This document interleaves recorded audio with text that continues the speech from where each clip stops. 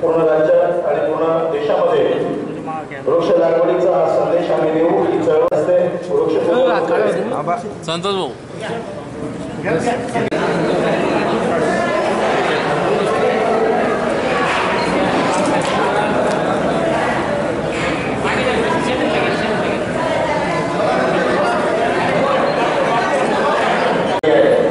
तुकाराम महाराज नेहमी म्हणायचे, तुझा आहे तुझ्यापाशी परी तुझा गंधाची सुगंधी हरण्याच्या वेळामध्ये विकास तुझी नाही सापडली तशी गरज आपली झाली आहे. जमिनीचं पाणी संपुष्टात येत आहे, संपून जात आहे, वृक्षवंती नाहीशी होते आणि ती का होते याची कारण निवासा आपल्या सगळ्यांना माहिती आहे. मानवाचा अभ्यास आणि त्याच्यामुळं आता हे वाढतं दूध आहे.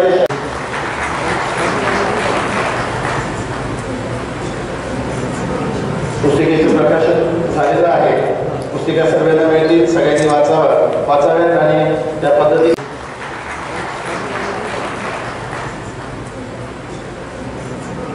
पुस्तिकेचं प्रकाशन झालेलं आहे. पुस्तिका सर्वांना मिळतील, सगळ्यांनी वाचाव्यात आणि त्या पद्धतीने डॉक्टर गोकुळ आहे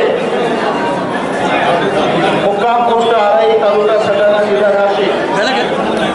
चांगल्या कार्यक्रमाला पत्रकार बांधवांनी भरभरून दान दिल्याबद्दल समितीच्या वतीनं त्यांचं देखील मनपूर्वक आभार मानतो.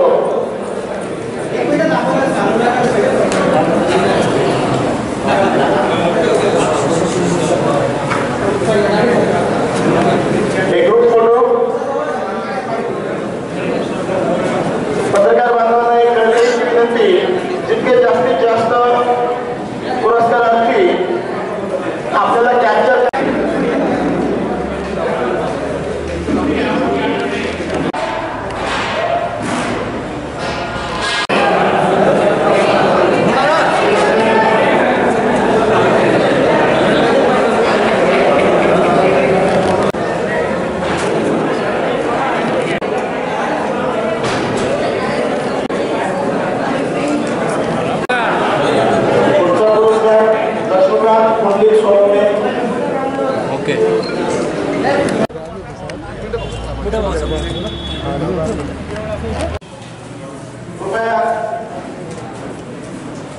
वेळेची कमतरता पाहता आपण थोडस गतिशील आणि लवकर यावं. ज्योती देवीदास बोरसे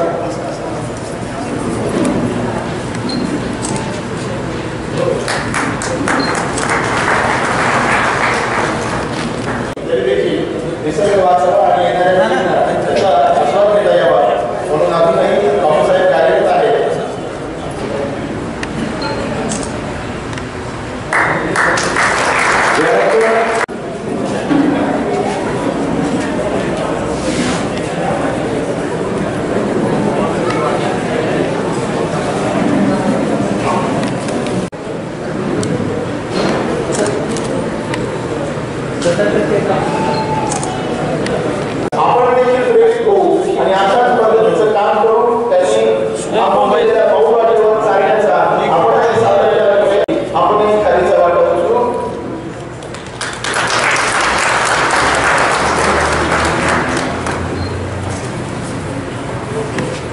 त्याचाच एक द्योतक आहे. म्हणून आतापासून आपण सावध झालं पाहिजे आणि सावध होण्यासाठीच अशा पद्धतीचे आपण उपक्रम राबवत आहोत। या उपक्रमाला लाभलेल्या मान्यवरच आहे आणि म्हणून पाण्यासाठीची होणारी तकमक आपल्यापेक्षा जास्त कोणाला माहीत असणार आहे। एका कवीनं असं म्हटलंय,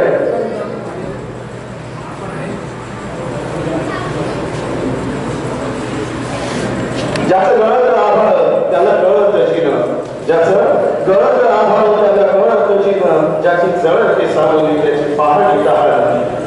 आम्ही अंधार पोचून चालू उजेडाचे नदी, उभा पहाड खोदला कुठं गेलं पाणी उभा।